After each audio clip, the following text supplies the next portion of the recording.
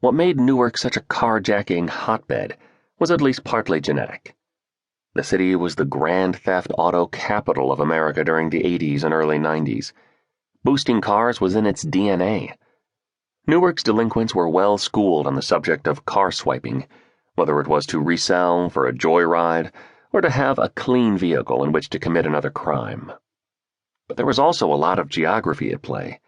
These days, cars have VIN numbers etched in all kinds of hard-to-reach places, making them difficult to unload domestically.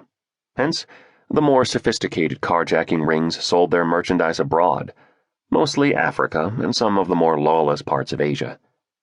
The easiest way to get their product to that marketplace was via the port of New York and New Jersey, which straddled Newark and Elizabeth. If you stole a car in Brooklyn or the Bronx, it could take you an hour and 2 bridges to get it there. That was a risk. If you stole it in Manhattan, you had to go through a tunnel. That was suicide. If you stole it in Newark, you could have it loaded onto an ocean-bound container ship before the police even knew to start looking for it. I don't want to say we at the Eagle Examiner had been ignoring this particular criminal epidemic. We had done a few perfunctory stories about the problem, dutifully reporting the numbers. But at the clinging-to-life anachronism that is a statewide daily newspaper, gone are the days when we had a fully staffed city desk and stuffed to the seams suburban bureaus, ready to report on any threat to our readership. We had been forced to prioritize, and up until one Tuesday morning, those priorities had not included deep inquiry into the subject. The tragic shooting of a man named Kevin Tiemeyer during an apparent carjacking gone wrong was about to change that. It had happened too late at night, or I guess technically too early in the morning, to make it into any of that day's print editions. But by the time the New York metropolitan area awoke, hungry for its daily helping of bad news, the shooting in Newark had become breakfast. And it had the look of lunch, dinner, and beyond, a meal that would be served until the public's appetite for it was fully sated, or until we ran out of stuff to report, whichever came last.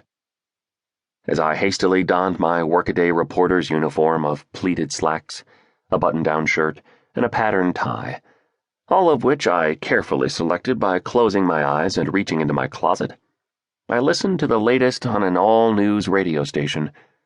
It began the top of the hour with a Tiemeyer story.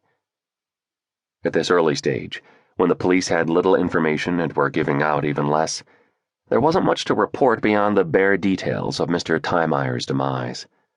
He worked for United States Kinship Bank, better known as USKB, one of those huge banking conglomerates that seem to have tentacles in anything that involved money. He drove a Jaguar. He was a married father of 2 who lived in tranquil Scotch plains and had the misfortune to choose the wrong way home. A press conference was scheduled for later that morning. More details would be forthcoming. I am aware there are critics of the media, 2 words some folks can't seem to say without a sneer, who would accuse us of sensationalizing crime simply to sell papers, attract internet traffic, or drive ratings.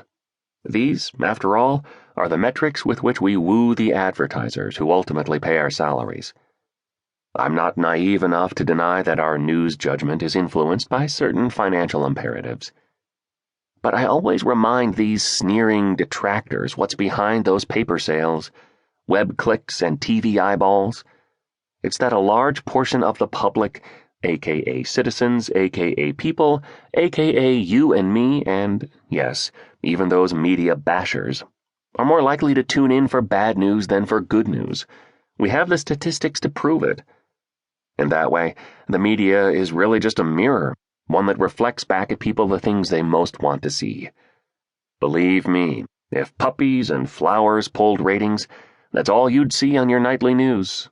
But the fact is, many ships made safe transatlantic crossings in April 1912, but more than 100 years later, people are still yapping about the Titanic.